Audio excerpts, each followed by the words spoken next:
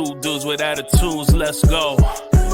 It's the two dudes and the attitudes, ruthless, aggressively speaking, so let's do this. We're Ryan and Denton, they here to get your attention. The 5-star broadcast shit, start to the ending. Whether it's the E or it's all E. The two dudes with the attitudes to bring the heat. Get the point, yeah, it's on, time to lock in. Listen to the podcast where they get it poppin'.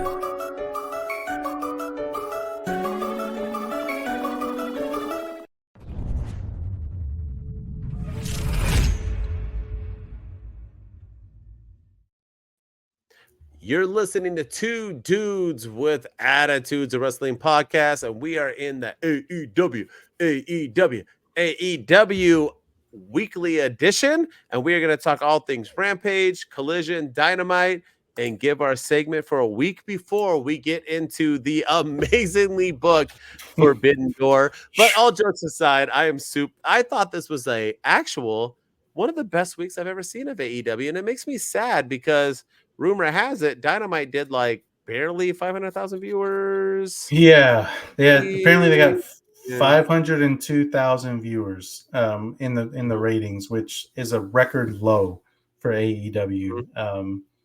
Yeah, it's really unfortunate. And I don't really take a lot of stock into the rating stuff. You know, when they're like, oh, there's 600,000 this week, 700,000 this week, but this is a huge dip, and I always feel like there's built-in excuses for AEW. Yep. The NBA playoffs, but the finals were over on Monday, so you can't blame them. The hockey, well, there was no hockey games on because there was no game. The game 7 or game 6 was on tonight, so there was no game on Wednesday. So it's just now people are saying the Kendrick Lamar concert that a lot of people were tuning in to watch that, and the fact that it was Juneteenth on Wednesday that people weren't watching television. Stop. Yeah, no, that's what people are saying, and it's just I don't understand it. I don't get it, and it just feels like there's always a built-in excuse for AEW. Makes no sense. Well, and that's the problem, right? Is that us here on Two Dudes with Attitudes, we want AEW to succeed. A, or we wouldn't have a second show to talk about. B, because we want all these wrestlers and people who work behind the scenes to have jobs and careers and give us the sport that we love oh so much. And it's sad that we come up with excuses. And I don't know, we didn't talk about it, but Tony Khan put out that comment where he was like, I don't give a shit about the ratings, I book shows for the sickos. And I have no idea what the hell that even meant, but since he made that comment, they've done nothing but sink. So I don't sickos are sticking in or what, I don't know. Tony Khan is just high all the time, right? Are we gonna admit that, or can I not say that on here? Is that bad because it's starting rumors? But I mean, it's the sickos. Who are the sickos? Explain to me what those are. I think it's a he said that. That's not me exaggerating. It was a movie quote that he was talking about, but I can't remember. Oh, okay, fantastic. Okay. Yeah, I can't remember what the movie was, but let me see if I can find out. I mean, either way, it was a stupid comment. Oh, it was bad. It was awful. Yeah, it was stupid. And ever since then, like you said, the ratings have tanked, and which is sad because it's a solid week. So they should have. This was one of their better. Good job.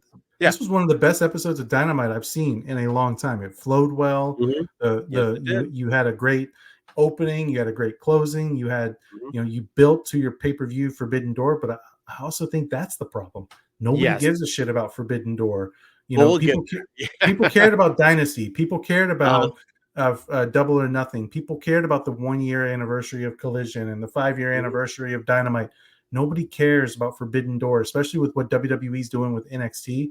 This feels second rate, and I feel like people are just not watching right now because they don't give a shit about Forbidden Door. And I hate to say it, but I think that's part of it. I really do. Well, and here's the thing, right? When wrestling was humongous in the 80s, right? It wasn't about the wrestling. It was about the stories. When wrestling was huge during the Attitude Era, the biggest it had ever been with ECW, which Tony Khan tries to copy everything off of, WCW, which he tries to copy everything off of. It was the stories. It wasn't about the matches. He's trying to make it all about the matches. I posted something about Hichirio. How do you say his name? Hichirio? Hechicero. Hichirio. And someone was like, hey, bro, if you don't know who Hachicero are you even a wrestling fan? And I'm like, what? Like, no, yeah, you're right. All the wrestling I watch, the 15 hours a week that I watch, and the 15 hours I've been watching since I was freaking 3, since 1983, since the guy who was like, hey, you're a fan, was even thought of. He was even a sperm cell in his dad's ball sack. And he's telling me I'm not a wrestling fan because I don't know who Hachicero is. Like, it's just, this is what's wrong with AEW. It's not AEW.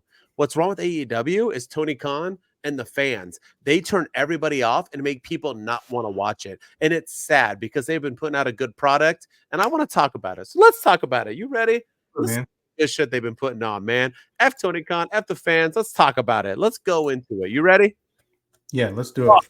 I'm starting with Tony Storm, who's been a downfall. Okay, so I'm going to do Rampage and Collision. Let's go. Rampage, Tony Storm defeats Alex Windsor to open the show. Haley Cameron, who is hot AF, I put her as my number 3 or 2 hottest AEW chicks, is in the Owen Hart Cup. Cage of Agony win a match. Rocky Romero defeats some dude, and Satnam Singh wins a match. Pac defeats Jay Lethal in the main event to close the show. Collision is a Dynamite type show, no, pun intended, and we get a lot of Christian Cage, bruv. Christian Cage welcomes everyone to the 1-year anniversary of Collision. And before I go into this review, can you believe that it is 1 year ago that they built a show around CM Punk, who is now how many months into his WWE return?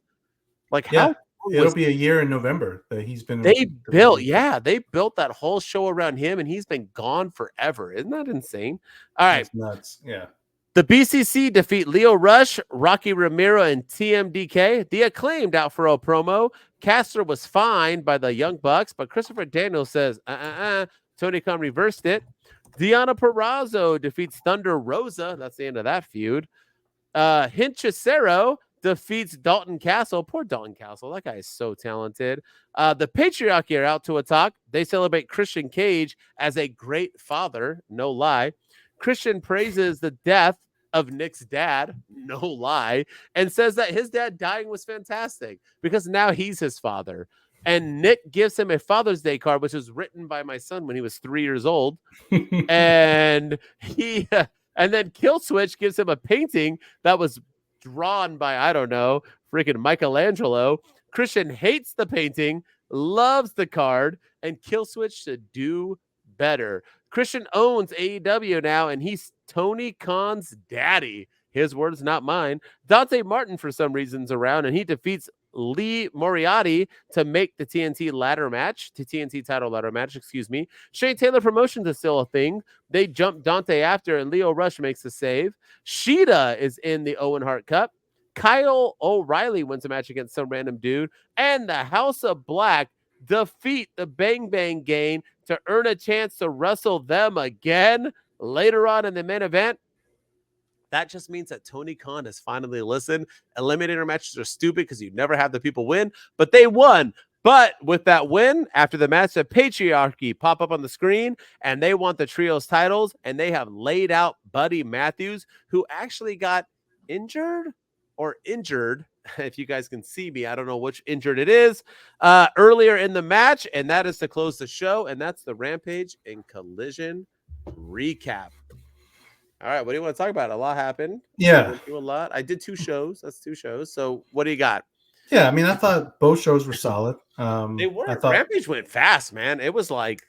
Yeah, it always does. In time flies when you're having fun. And that was a fun episode of Rampage. I agree. You know, they focus on the wrestling. You know, it was... I like what they're doing with Tony Storm. I like what they're doing with Harley Cameron and Saraya. And, you know, we'll get more into that when we get to Dynamite. But, yeah, but the thing, I mean, of course, Christian Cage is what I want to talk about. I mean, that segment was great. I mean, he's just on another level. I think we talk about this all the time with Christian Cage. I mean, it's really just repeating ourselves at this point, but he is doing the best work of his entire career. And this stuff with Nick Wayne and his father and, you know, the things that he's allowed to get away with. I loved it. I wish that it was leading to something. I know that he's talking about the EVPs and working with them and how he likes being with them and that he's Tony Khan's daddy now.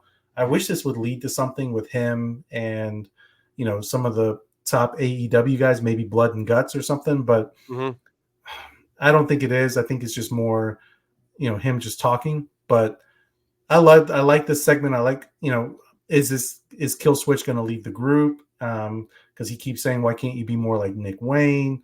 And you know, Kill Switch made him a card that he was just like, what is this? Like, I don't like this. No, Kill Switch made the painting.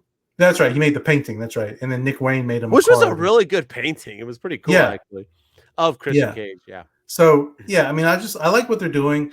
The thing I didn't like was the ending, and this was really confusing to me. So House of Black, you know, beats the Bang Bang Gang to they win by pinfall. Title, to earn the trios title match against the Bang Bang Gang at a later date.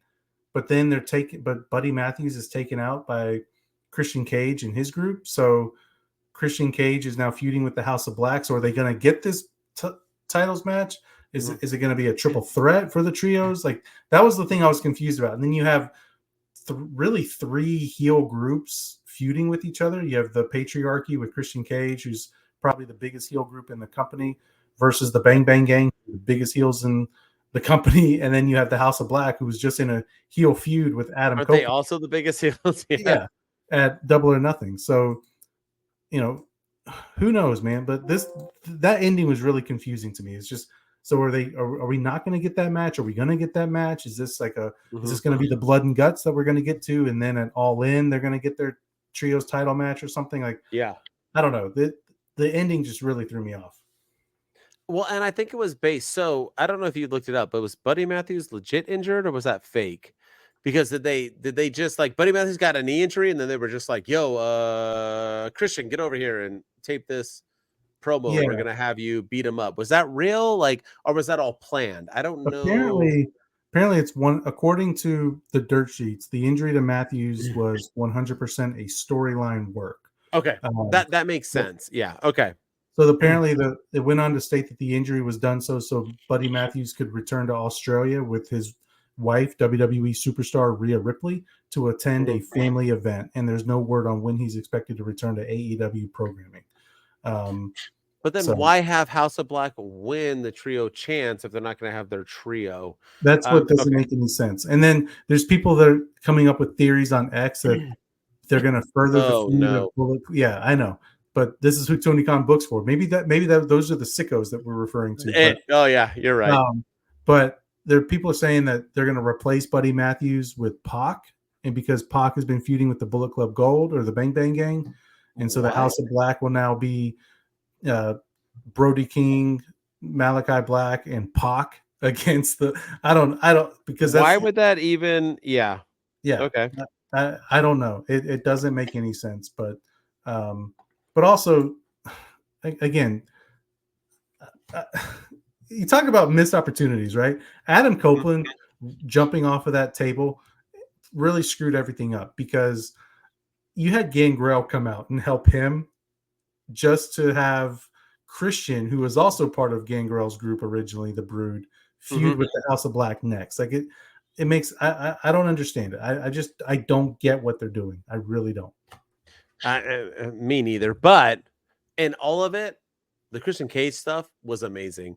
I loved everything about it. And he also mentioned, I didn't say it in my thing, but that he wants the World Heavyweight Championship, that he is going to win that championship. Then he said he owned AEW and that TK was his daddy. I love all of it, man. Christian Cage is at an all-time high. Obviously, he's not going to win the World Heavyweight Championship. There's about 8 billion people. Yeah, but when we get into Dynamite, we'll talk about, there's a lot going on Dynamite. Who knows who's going to be the champion next and who's defending next. But Christian Cage is that dude. I'm loving it. I loved everything about this. I actually thought, too, that, was this in here? The Acclaimed. I actually thought the Acclaimed are starting to get back into a swing of thing. Or was that on Dynamite? No, that was here, right? Yeah, they came out on here. Correct or no? Yeah, they came out, and they got interrupted by Brandon Cutler and all that. Oh, that's right. You're right. Yeah. But I like it. And they then, had a match with yeah, the Young Bucks. Christopher Daniel. Yeah. The only thing I don't like about it is that how many authority figures do we have in AEW? We got Christopher Daniels. We have Homeboy who records. We have the Young Bucks. We have Tony Khan. We have who else? Is Kenny Omega? I just feel like everybody is a guy, but nonetheless, I did like it. I thought it was all good. I liked Pac and Jay Lethal too. It made sense. It was a good match on Rampage. Seeing Tony Storm wrestle on Rampage is cool. You don't usually see champions wrestling on the C show. And she did that. I'm thinking it all. I thought the one thing that AEW did this week was build stories. They finally had an eliminator match where people won to maybe continue on to who they're going to wrestle. It was good stuff. So bravo to Rampage and Collision for building stories. And the funny part is that whenever I posted 4 TikToks about AEW this week, 1 was negative, 3 were positive. The 3 positives, nobody said anything about. The 1 negative, people attacked me for. Oh, you hate AEW. It's not about stories. It's about matches, this and that. Well, if it wasn't about, the sickos. If it wasn't about matches or about storylines, then why are we promoting so many storylines? Because they are trying, are they not? Oh, and we'll get into the women's, because on Dynamite, the women were brought into shine again. So, but do you want to close out anything on Rampage or Collision, or are we going on? Yeah, we can. I mean, we just to kind of give some props to the AEW creative team. They have. I agree. You know, that Jennifer Nepper, I think, was the woman that was writing the angles for Sasha Banks in WWE, and she's made the switch to AEW now with Mercedes Moné. Mm-hmm. I can tell a huge difference in the way the women are being presented on AEW. And I think that's a lot of her doing. And then I can just tell a difference with, I think they hired another creative person not too long ago from TNA. Not the head guy, but one of the top creative guys. And I think it's making a huge difference. I really do. I can tell a huge difference in the product and the feel of AEW, especially on Rampage and Collision of all shows. Mm-hmm. Yeah, I agree. And you can tell, but the sad part is people aren't watching. All right, you ready to get into Dynamite? All right. This was a jam-packed Dynamite. That's going to take me a while. Let's go. MJF defeats Roosh to open the show. After the match, the Cage of Agony pop up on the screen and announce it's MJF versus Hechicero at Forbidden Door. Mark Briscoe babbles again about literally nothing, and Jack Perry walks by. Will Ospreay and Swerve Strickland cut a amazing promo on each other. Will Ospreay brings up Hit Row. Yeah. And Swerve brings up Don Callis and Swerve and Will Ospreay's family. They get heated. Briscoe O'Reilly and Orange Cassidy defeat Dante Martin. Dante Martin defeat Kyle Fletcher, Strong, Zack Sabre Jr., and Takeshita. After the match, Jack Perry runs out and punches Dante Martin square in his face. Mercedes Moné is working out. Who cares about Mercedes Moné? The Acclaimed defeat the Young Bucks to earn a shot at the Young Bucks. Samoa Joe and Hook tried to attack the Premier Athletes locker room yet again for the 20th straight time. Only a note is in stating that they will have a 6-man tag at some point. Mariah May is hosting the contract signing between Tony Storm and Mina. I have no clue what the heck is going on with this story. I really don't. We'll talk about that later. Tony Storm. Wait. They signed the contracts, so they both signed the contracts. They flirted a little bit. Out comes Saraya with Anna Jay's fine ass attacking them from behind, and Tony Storm hip goes through a table. Chris Statlander defeats Nyla Rose to move on in the Owen Hart Cup, and after the match, Willow says she will defeat Chris in the second round. Private Party and the Learning Tree are going to fight, I think. I don't know. Did they said they were going to fight? I don't know when. I don't know. Maybe I missed it. Daniel Garcia defeats a dude. Cage of Agony. What are they called? Cage of whatever. Yeah, Cage of Agony. Cage of Agony, yeah. They jumped Daniel Garcia and Matt Menard, who was on commentary, but MJF makes the save and also gets beat up. Then Ospreay makes the save, and MJF and Ospreay have a huge stare down that the crowd literally eats up. Right afterwards, Will Ospreay says, I don't give a shit about MJF, and him and Brian Cage will fight at Collision. And in the main event, Pac defeats Claudio to move on in the Owen Hart Cup. Kalido doesn't shake hands to close the show, and that was me messing that up. And Pac main evented 2 out of the 3 shows. Interesting. Pac's like not on TV, and now he's like all over to that's AEW. But sorry, I messed up that thing. But go ahead. I wrote too small. Whenever I'm trying to put too much on a page, I write too small. And my old ass eyes, I'm like, wait, I'm remembering, but now I'm missing. But what do you want to talk about? Where do you want to go with this? A lot happened on Dynamite. Yeah, this was actually a really good. This was the best. You said the best Raw. This is the best Dynamite I've seen in a while. Yeah, it was a good show. It was a good way to start with Swerve and Ospreay. And I will say that the MJF Ospreay stare down should have closed the show. It should have been like the last thing that we saw. Thank you. Yeah, it should have. You could have done the same exact thing. Have Pac and Claudio be the last match of the show, but then end it with MJF and Swerve Strickland, or MJF and Will Ospreay staring each other down. Yeah, I think I think more people would have tuned in. You probably had higher ratings, and I bet the number would have been even better. But other than that, I mean, this was a solid episode. The Owen Hart tournament's getting off to a good start. I will say, 8 people in the tournament. That's not a tournament. That's like you got to win 2 matches to get to. Yeah, you had a 2-month-long Continental Classic that had rules and no outside interference and time limits, and you got points, and if you got so many matches, you got a certain amount of points, and if you got these points, you won, and this person was eliminated. To an 8-person tournament to crown a future world championship holder, that feels a little weak to me. And it's both brackets, the men's and the women's, look really bad. On Dynamite, you had Claudio and Pac as the main event. You have the other bracket is Ray Phoenix against Jay White, Jeff Jarrett against the wild card, so we don't even know who that person could be. And then Bryan Danielson is wrestling Shingo Takagi from New Japan at Forbidden Door. That's a dream match. Yeah. So it's just like, huh? Like, A, why is Jeff Jarrett in this tournament? B, why are you having a guy who's not in AEW, who's in New Japan, in this tournament? And C, like, Forbidden Door dream match. Yeah, continue. Why is, like, you can't get MJF in this tournament? You can't get somebody else, Adam Page, in this tournament, or Jack Perry? Why isn't he in this tournament? He's the scapegoat, right? Put him in this tournament. I mean, I know he's in the TNT title match thing, but he is, yeah. Why not put him in this tournament instead? Or Christian Cage, hey, I just cut a promo and I own AEW. I'm going to win the world title. Maybe he's the wild. Like, why can't he be the wild card? Why can't he be in this tournament? I don't get it. I don't understand this whole bracket thing with AEW. I feel you. I'm gonna start with the negatives too. Get out of the way because I actually thought this on was pretty good. Yeah. First thing, I don't understand when Briscoe talking on a mic was cool. That dude cannot talk on a mic. I don't care what any AEW hardcore fan tells me. He literally sounds like the Water Boy. So I'm over. If you don't know what the Water Boy is, look it up with Adam Sandler. That's how he talks. I'm waiting for him to be like, mama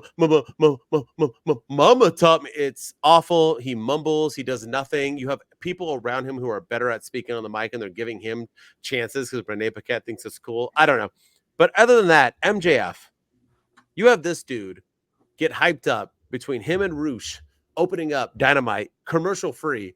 They have a 15-minute match. You tell me how many commercials on Raw, SmackDown, Dynamite happen within 15 minutes. Why lie to us? It was such a disappointment that you were going to tell us you're doing a commercial-free match, and it went on for 15 minutes. That's the first time you do a commercial break, bro. Get out of my face. And that match sucked. I'm so over Roosh. Everyone's like, no, bro, he's good. Have you seen him? He doesn't sell, and he smacks people. He's awful. He is trash, and MJF deserves better. So what better does he get? He gets Hichisetto. He's going to wrestle him because he's the 9th best wrestler in CMLL. So, oh, God. But let's just, all right, you want to talk? It's so awful. This was like, what are we doing with MJF? I don't care what AEW hardcore fan. Get out of my face with it. This is like Roman Reigns wrestling Frankie Kazarian from TNA. Is it not? No, Frankie Kazarian is probably like the 5th, 6th best TNA superstar. So let's do a Forbidden Door where our best wrestler is wrestling the 5th or 6th best wrestler from the. It is stupid. Think about that, hardcore fans. Hechicero, who you think has good matches, wrestling the biggest star in AEW, and Roman Reigns wrestling Frankie Kazarian. Go. Am I wrong? No. Am I off on that? You're right. This is why Forbidden Door is a stupid pay-per-view, and it was cool the first couple of years. Yep. It's now like we see what WWE's doing with TNA, and you see AJ Styles is going to Japan to wrestle some matches now. Mm-hmm. Some other wrestlers are going to Japan to wrestle some matches. I can't remember who the other one was. A female. Was it Baszler or somebody, or Zoe Stark? Yeah. Someone is, yeah. And now we have this, and it's just I don't get it, man. Like MJF should be in the Owen Hart tournament. He should be in the he should be doing something more than this. And was it a good match with Bruce? I guess. I mean, it was a good. He looked good. MJF looked good coming back. Good welcome back match for him. But like also now he's feuding with the Young Bucks apparently, so he's involved in this somehow because they sent the Cage of Agony to give him Hechicero. Like, I don't get it. There's too many cooks in the kitchen right now with everything that's going on, and I don't get it. I love AEW. So we were just praising the creative team, and we were talking about the storytelling. Their problem has never been their ability to tell stories. It's their execution and follow-up stories. Agreed. You ran this devil storyline for months, and it was talked about. It was widely praised for the most part in AEW. People liked it. People were testing every week on TikTok on who it was. People thought it was CM Punk, Tony Khan, Britt Baker. It's MJF. It's Adam Cole. Should have been Britt Baker. Yeah. And then you do the reveal for it to be Adam Cole, and then you bring MJF back after all these months, and you have him just kick Adam Cole in the balls, and now he's just doing other things. He lost the scarf, and he's doing all these other things now, and he's feuding with the. I don't get it. I just don't understand the direction we're going with the face of the company right now. It makes no sense. I agree with all of that fully, 100%. It's a hot mess. We got out of the way. You ready to talk about some good?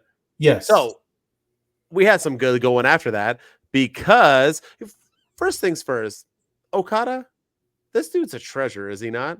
Did you see that backstage promo where they showed him and he cut off the Acclaim's music and he was like, "Oh, I know what button." It's hilarious. And then he was like, "Just kidding, bitch." And Okada is a gem. Him and Jack Perry, which I want to talk about, are carrying the Young Bucks because the Young Bucks by themselves are trash. Yeah. Jack Perry, this dude went from Jungle Boy to the dude who got beat up by CM Punk to now the guy who's walking in between people's interviews and then later sucker punching someone. This guy, it's TNT title or bust. If he doesn't win the TNT Championship, it is a huge mistake on AEW's part and Tony Khan's part. This dude is money. He's the biggest heel in the biz right now. And Jack Perry, I am all freaking in. I will get a scapegoat shirt and wear it on the show. He is that dude. And not just because I grew up idolizing his father, Dylan McKay, or Luke Perry, as some of you like to call him, but he is the dude. Yeah, by his real name. Jack Perry is that guy. And also, Will Ospreay had a hell of a night, man. I loved him and Swerve Strickland's promos. I love that he brought up, while you were doing hit rows, I was doing hit list. Hit list. It was brilliant. It was a WWE shot without being a WWE shot. And then Swerve going at him, and then he's being like, "Oh, you don't want to take it personal? Okay, see you later." And as soon as you're out of the ring, I'm going to make it personal. Hopefully your wife enjoys this match. And him coming back at him and then being head-to-head, only to have him then save MJF, to have him and MJF go face-to-face. That crowd went ballistic. But riddle me this.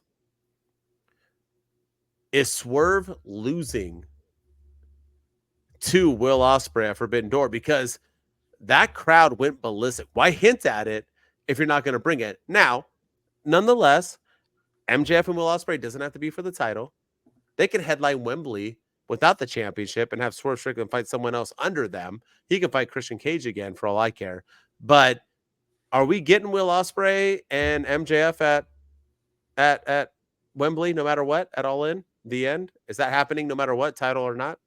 What do you think? Because that was that crowd. Are they not the two biggest stars in AEW right now? Yeah, they are. I mean, they're in, right? Yeah. That shit felt real. It felt good. I liked it. I liked him saving him and them. And I even liked Will Ospreay backstage being like, I don't give a shit about MJF, and having him move on to Brian Cage. I liked it all. I thought it was really, really well done. He was like, I'm just saving some bruvs. I had nothing to do with MJF. MJF just happened to be there, got in my face. He's nothing to me. I liked it all. I really, really enjoyed it. Yeah, it has both of those matches, Swerve and the potential match with MJF. They have big fight feels, and that's what you want in AEW, and that's what they've been lacking. They've been lacking this, like the Swerve versus Samoa Joe was great, but it didn't feel like the big fight. People want to see MJF versus Will Ospreay. People want to see MJF versus Swerve. People want to see MJF versus Ospreay and Swerve versus Ospreay. And we're finally getting it. And I think people are super pumped about it. So to answer your question, I don't think Swerve is losing.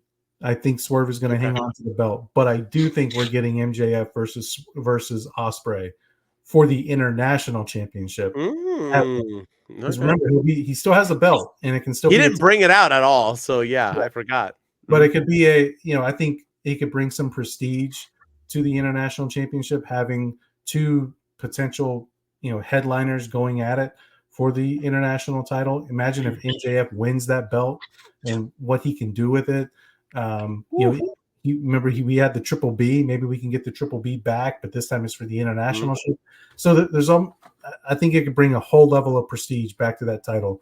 Not that it hasn't had it, because I thought what Orange Cassidy did with it was fantastic. Orange did great, yeah. But I think it needs some shine right now, and MJF would be perfect for it. So I think yes, we'll get MJF versus Ospreay, and maybe Swerve versus Adam Page. I feel like that's the direction that they're going, because whoever wins the Owen Hart tournament is going to get the title shot at Wembley. So you're right. That's right. Whoever wins, that's right. Whoever the wild card is, which I think it's got to be Hangman Page. And then because they already have their story, their previous stuff. We haven't seen Hangman Page in a while. They have a history. So I think it's going to be Swerve versus Page for the title, and then MJF versus Ospreay for the international title. Okay, so how does Will lose at Forbidden Door then? He can't lose clean. Correct? I mean, I love Swerve. I think he's a star, and he is that dude, but he can't beat Will Ospreay clean right now. Correct? Does it go DQ? Does it? Yeah, maybe that's when Adam Page comes out, and maybe he beats up Swerve. Therefore, Will Ospreay wins by disqualification, and then I don't know. I just or some right. That's tough. That's the problem with booking. The other thing I can see is the Don Callis family costs Ospreay the match. They were mad because he did say he was not a part of the Don Callis family. Yeah, so I could see them costing him the match and giving Swerve the victory, and then Swerve is pissed because he didn't want to win that way, and then they get a rematch on Random Dynamite, and they wrestle for 20 minutes, and that's when Adam Page comes back. All right. I feel that. All right. What else do you want to talk about on Dynamite? We covered a lot right there, actually. Yeah.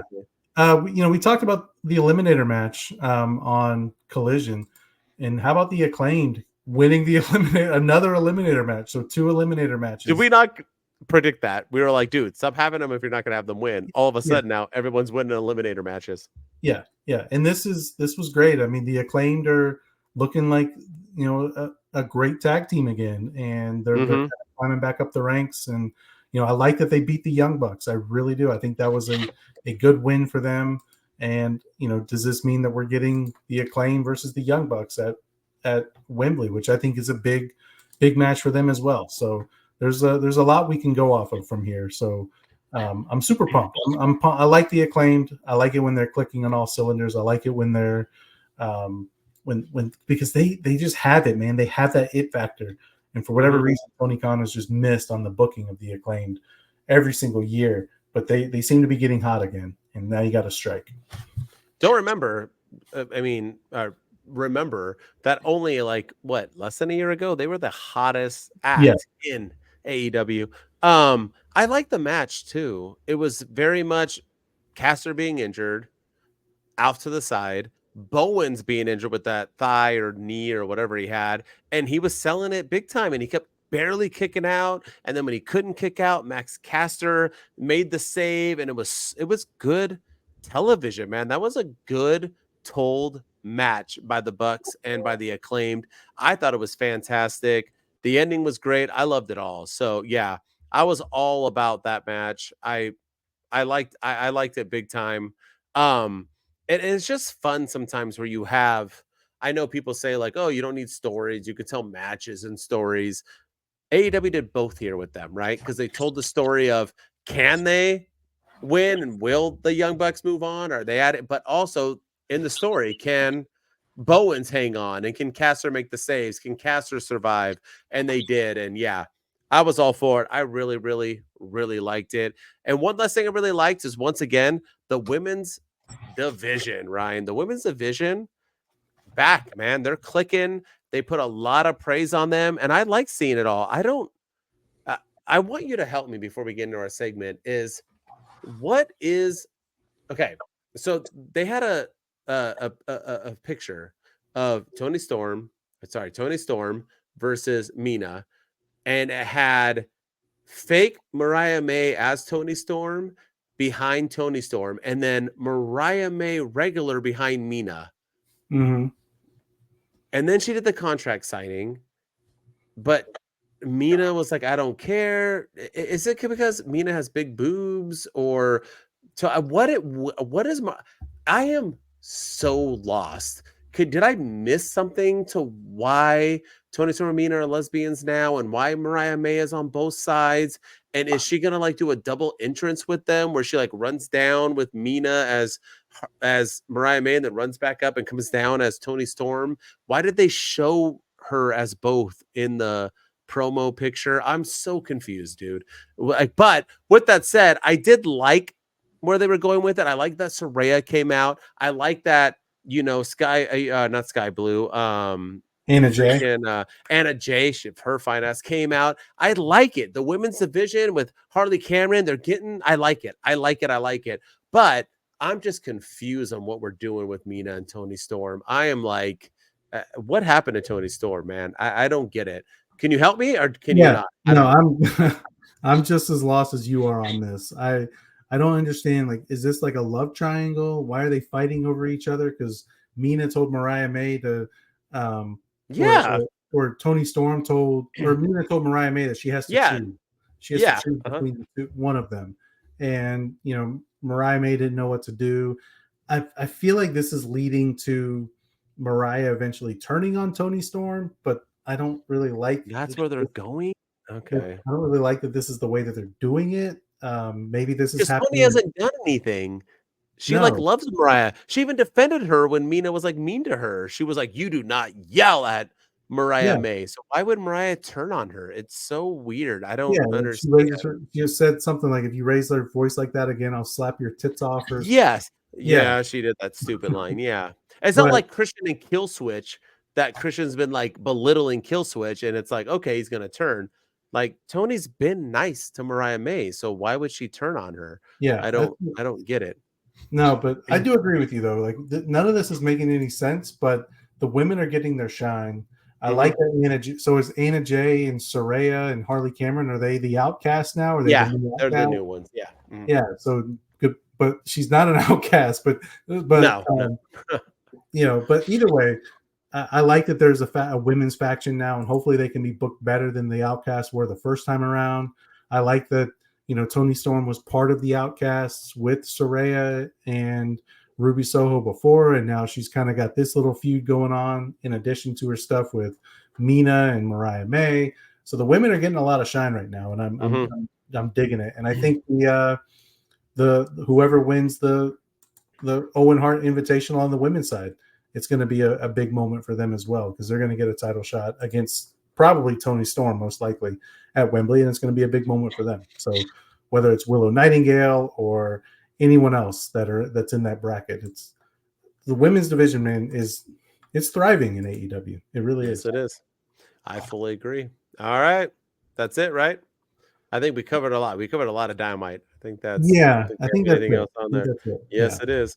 All right. Well, that was our AEW week, and that was our first in a while, 100% just positive AEW week, man. I'm sad the ratings hit the lowest of all time because I thought it was a really good week for Dynamite, Rampage, and Collision. I'm excited to see what happens on the lead up to Forbidden Door. We're probably going to do maybe we're talking about it, maybe doing a watch along for Forbidden Door. We'll keep you guys updated next week. But yeah, man, we'll see. But let's get into our segment. You ready? We don't got a wrap for it. But this is we did this before he came back and joined the Judgment Day. This is our that's cool and that's not cool Carlito segment. Are you ready? Yes, sir. All right. As always, what we're going to do is ask a little scenario, a wrestler, whatever, and we're going to ask each other if that's cool or if that's not cool. All right. Is that a good idea? That's not cool. I don't know. That's not cool. That's not cool. Yeah, that's right. Yeah. That's not do it. Nah, he doesn't even do the Apple anymore now. He's Judgment Day, bruv. He's black and dark. He shops at Hot Topic, dude. All right. Let's go. As always, we start off with the man with the plan. Mr. Ryan Enjoys Wrestling. What you got for me first? What's your first one? All right. So there's some rumors going around social media over the last couple of weeks about Shane McMahon coming to AEW. So I'm going to throw it to you. Wait, I have not heard this. Okay, let's go. So let me do the rumor first. Let me pull it up. But there was a hang on, let's see. So according to some of the dirt sheets,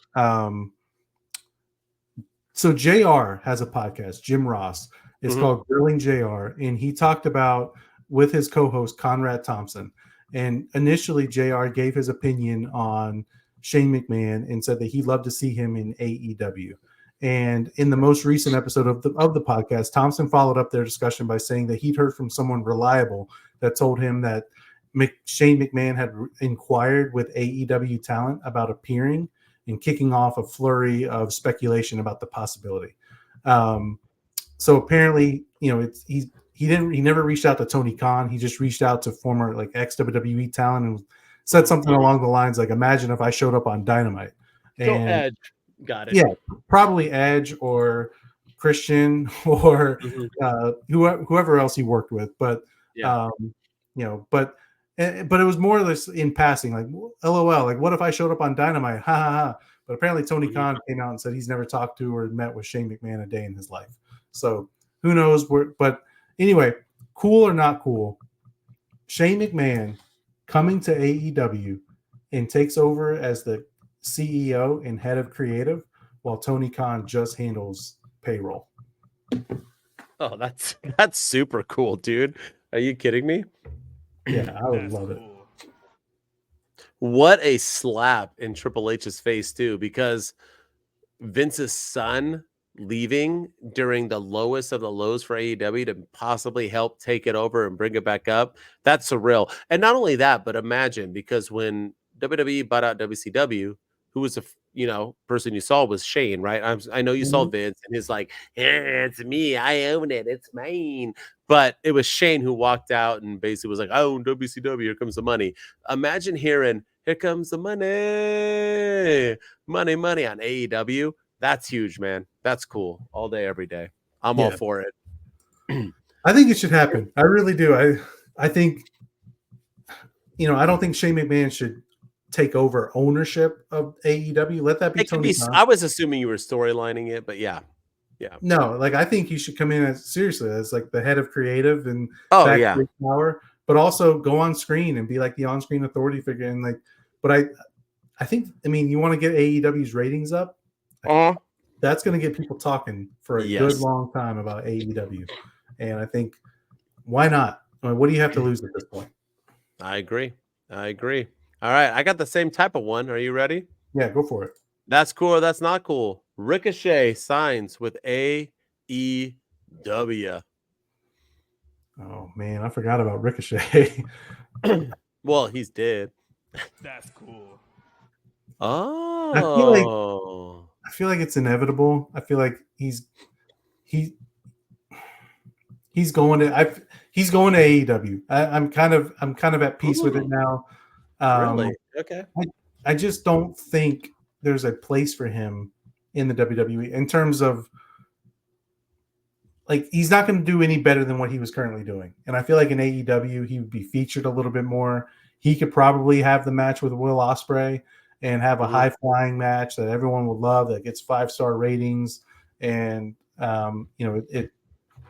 he'll probably be used better as a championship contender, not AEW championship, but maybe international champion or TNT champion. Do I think he's a needle mover for AEW? No, but I think he is somebody that can come in and be used better than what he's being used in AEW, in WWE. So I do think he's going to AEW. It's just a matter of when, and I think he should. I mean, why not? Why not? Right? Whoever pays you the most money, if they're going to give you money to be used better, go for it. All right. See, I'm going to say that's not cool. We're going to disagree here. All right. Go with the sound. That's not cool. No, it's not cool. I don't think he is going to get used better. I think you are right. I think he's going to have that one Will Ospreay flippity-doo-dah match on an episode of Collision, and that's going to be it. Once again, they have signed Mercedes Moné or Sasha Banks.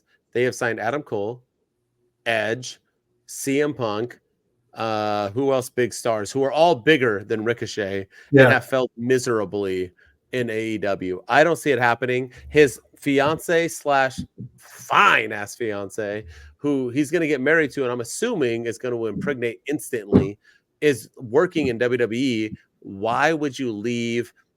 They story wrote him out. I think he stays with WWE. I think it's not cool. I think it does nothing for him. More money, I heard you say? Yes, possibly. But I don't think he's doing bad in WWE. People act like this money is like so he's not going to get a Mercedes or MJF $25 million a year contract. So it ain't going to happen. I mean, I don't know. Even if he got like $2 million a year or something, is that worth like leaving your wife possibly to work with and be around with on the road? I don't see it happening. So yeah, I'm going to go not cool. Yeah. I mean, yeah, I disagree. I agree, but I disagree. You're allowed to disagree. No, I can see him staying in WWE. I can see a scenario where he does, but I just feel like, he won the inaugural Speed Championship for WWE, and he never even carried it out. Never even got promoted as the champion. And I just, I think the highlight of his career in WWE was the match with Logan Paul. And, that's really actually maybe the Royal Rumble with Logan Paul where they collided. That might be spot. Because the match with Logan Paul was kind of a letdown as well. But so I mean, I just feel like that's his peak. And in AEW, he can have that kind of match with Will Ospreay. Then he can go and have that match with MJF, and he can go and have that match with Kenny Omega when he's back, and Jack Perry, and all these other high flyers that like kind of wrestled the same style. So, and then all the CMLL guys, and he can do the stuff with Bryan Danielson and John Mox. So yeah, I think he would fit the mold in AEW a little bit better. Yeah. All right. Respect. All right. What's your last one, brother? All right. Just thinking about the ratings, and we talked about Shane McMahon bringing the ratings up. I'm going to try to come up with another way to bring the ratings up. So cool or not cool, AEW doing an annual draft and having truly separate shows, brands, and rosters for Collision and Rampage. Not Dynamite? Oh, sorry, Collision and Dynamite. Sorry. Okay. Yeah. All right. That's super cool. Yeah, for sure. That's cool. I listened to 83 Weeks, almost the only wrestling podcast other than Freddie Prinze Jr. I stopped listening to Busted Open because they just got bad. Sorry, Busted Open. I love you, Bully Ray, but man, your takes are awful now. But his main guy is now like Stephen A. Smith, where all he does is like talk about how great he is, and you're really not, dude. You feel the comparison, but anyway, I'm gonna. Sorry, side note, but the man had like they showed him walking into the finals, like he was. Oh my god! They did that for him like almost every game, like walking into the like he's gonna go play in the game and drop 40 points. Like, yeah, who gives a shit that he's showing up? Yeah. And the only people that care is ESPN. No one in the arena even looked at him. No one cares. No. And I'm a Stephen A. Smith fan, and I'm like, no one cares, bro. Why are you walking in like you're like you got your suit on, you're fixing it up? Yeah, but that's how the guy who created Busted Open acts. He's like, oh, I'm Dave LaGreca. Yeah, I'm the best ever. I'm this. You're nothing. You're just a dude who talks like any of us, and you got clicks. Like we can be that same thing in 1 second. Yeah. Huh? What? The Rock called out Dave LaGreca which made him, on his Instagram post, but he had no idea who he was.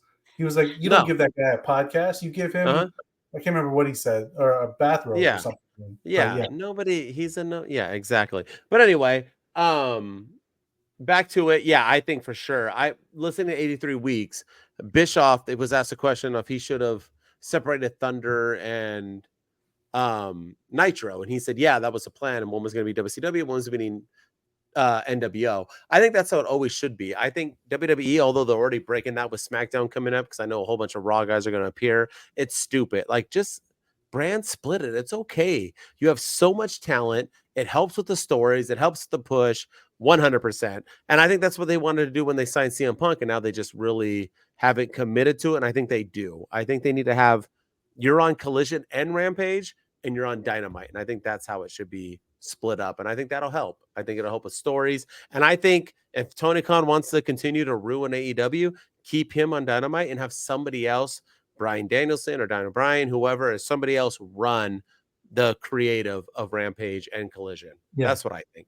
Yeah, I think they got to do something, because, and I think put the champions on all the brands, so you don't have to. You don't need to create a Collision World Championship and a Dynamite. Yeah. You don't need more titles in AEW. Just, put the TNT title on the show that's on TNT, which is Collision, and put the TBS title on the show that is on TBS, which is Dynamite. And that way you defend it every week, every other week or so, and then kind of make that like the belt that everyone's competing for, and then have your champions on both shows. I think you can do it. And that's their reward for winning the belt, is going on both shows. I agree. All right. My last one. You ready? Yes, sir. That's cool. That's not cool. Let's see what you think. Britt Baker never appears in AEW again. That's not cool. Oh, you want her to come back? I mean, where the hell is she? She's her life. She ain't injured anymore. I agree. It's a travesty that she's not back yet. And yes, I want to see her back in AEW. I think I think she needs to get back in the ring. I think we need to see her, because I think so many women have come through the ranks of AEW and TNA and all the NXT that we've kind of forgotten about Britt Baker. And so I think she needs to kind of come back. Not saying she's not a star, because she is. I think she is. In the second she comes back, we'll be reminded of that. Okay, there's the Britt Baker we all know and love. There's the Britt Baker that's the star. But Jordan Grace is getting all this love from TNA and NXT, and we see what Toni Storm's doing right now in AEW, and we see what's happening with the NXT brand with like Roxanne Perez and all the women thriving right now. So, but like we don't know where Britt Baker has been. We don't. Kind of forgotten about her. She hasn't been in the ring in about 2 years now. It feels like 2 years. It does. I don't remember the last match that she had.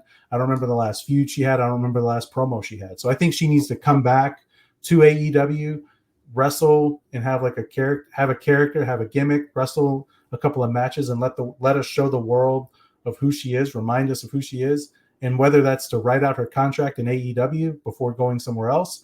I think that'll help rise her stock. So I think, yes, she needs to come back for her stock, because right now I think her stock is down significantly.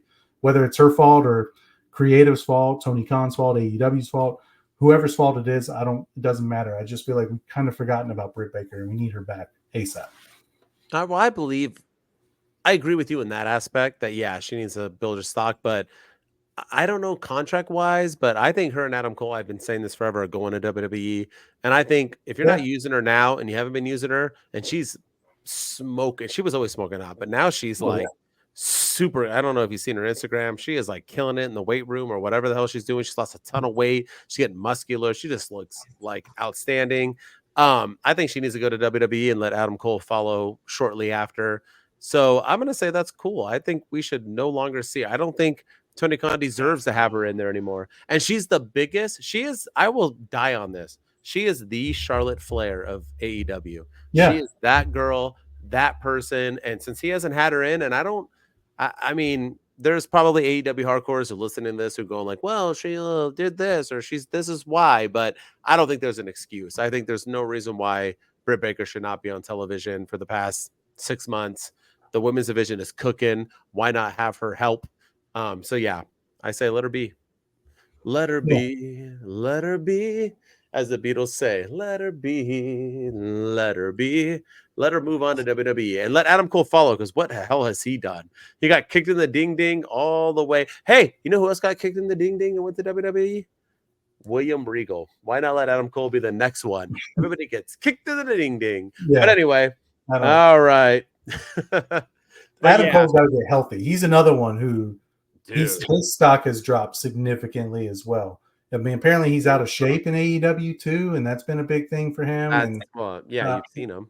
Yeah, but also just, he can't stay healthy. He's been injured galore since joining there. So, both of them need to come back, have some characters, have some gimmicks, and just remind us real quick of what you're capable of, what you can do, rise your stock, and then if you want to go to WWE, go to WWE, and I think they can make it happen. But again, we've kind of forgotten about Britt Baker and Adam Cole.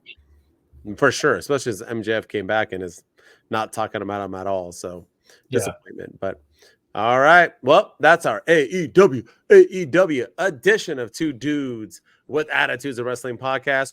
We're gonna jump on in next week again. Follow us on. We're going to talk all things WWE. The SmackDown, I'm assuming, was a fire episode. We're going to go Monday Night Raw, NXT, fade into whatever we're counting down to the Money in the Bank. And on AEW, we have all things Rampage, Collision, Dynamite into Forbidden Door, which we are hoping to be doing a live watch along. So pencil it in now, fellas.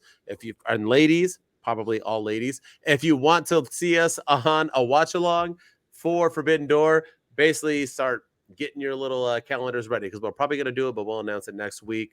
And as always, thank you constantly for tuning in, for watching. The views have been going up. The likes have been going up. The comments have been going up. We really, really, really appreciate it, because we're just two random dudes who have full-time jobs, families, kids, and so on, who just like talking wrestling from a fan perspective, and that's what we do.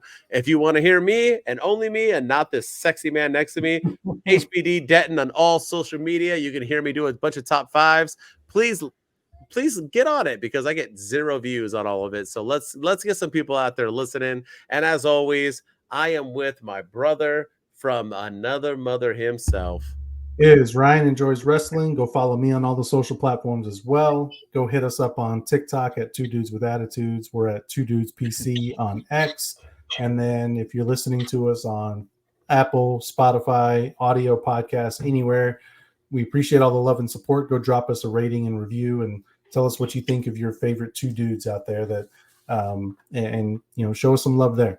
And we appreciate everything there. And then, of course, go subscribe to the YouTube at Two Dudes with Attitudes. That's where we're seeing the most growth. That's where we're growing the most. We're at 1170 right now. We want to get to about 1,200 subscribers. Ideally by Forbidden Door, which is next week. I don't know if we can make that happen. We can try, but we can. We want to continue to grow, and we want to get our name out there, our brand out there, and letting people know that we're not going to argue, we're not going to swear. We're a podcast for the kids, by two kids. But we're growing, man, and we want this to be a safe place for everyone, and where people can just listen to two guys who enjoy wrestling. Like you said, we're just two wrestling fans. So this is going to be our year. Yeah. And we got one funny guy and one serious guy. So yeah, that's what everyone says. I feel like I'm pretty funny though. I bring the humor. We balance each other out. I'm juggling. I'm funny. Yeah. All right. Two dudes. Two dudes Wolfpack. We're out. We out. Two dudes with attitudes. Let's go. It's the two dudes and the attitudes. Ruthless, aggressively speaking. So let's do this. We're Ryan and Denton. They here to get your attention. The 5-star broadcast shit. Start to the ending. Whether it's the E or it's all E. The two dudes with the attitudes that bring the heat. Get the point, yeah, it's on, time to lock in. Listen to the podcast where they get it poppin'.